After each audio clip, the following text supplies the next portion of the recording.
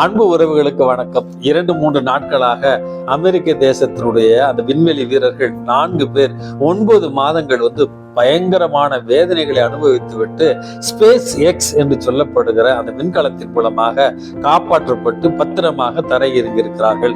அதுல இந்தியா வம்சாவளியைச் சேர்ந்த சுனிதா வில்லியம்ஸை பற்றி தான் எல்லாம் பேசிட்டு இருக்கிறாங்க.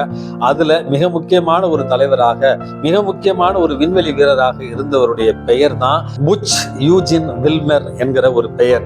இவரை பற்றின ஒரு செய்தி நேற்று வந்தது. அவர்கள் காப்பாற்றப்பட்ட பிறகு விண்கலத்தினுள்ளேயே ஒரு நேர்காணல் நடத்தப்பட்டது. அதுல 9 மாசம் கஷ்டப்பட்டு உங்களை காப்பாத்தி இருக்கிறாங்க. இந்த நேரத்துல என்ன சொல்ல விரும்புறீங்க, எப்படி நீங்க ஃபீல் பண்றீங்க அப்படி என்று கேட்ட கேள்விக்கு அவர் சொன்ன பதில், என்னுடைய வாழ்க்கையையும் என்னுடைய வாழ்க்கையில ஏற்பட்ட அனைத்து வெற்றியையும், இன்றைக்கு நான் உயிரோடு காப்பாற்றப்பட்டு இருப்பதையும், இவை அனைத்திற்கும் என்னுடைய நம்பிக்கை, என்னுடைய கிறிஸ்தவ விசுவாசம் தான் காரணம்.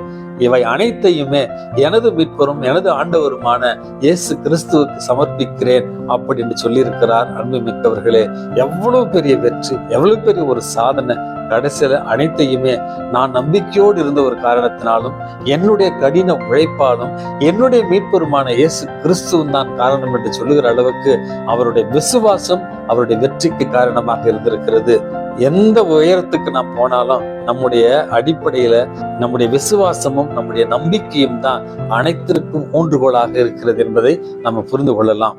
விசுவாசத்தோடும் நம்பிக்கையோடும் வாழ கற்றுக்கொள்வோம். இந்த நாள் உங்களுக்கு இனிய நாளாகட்டும். வணக்கம்.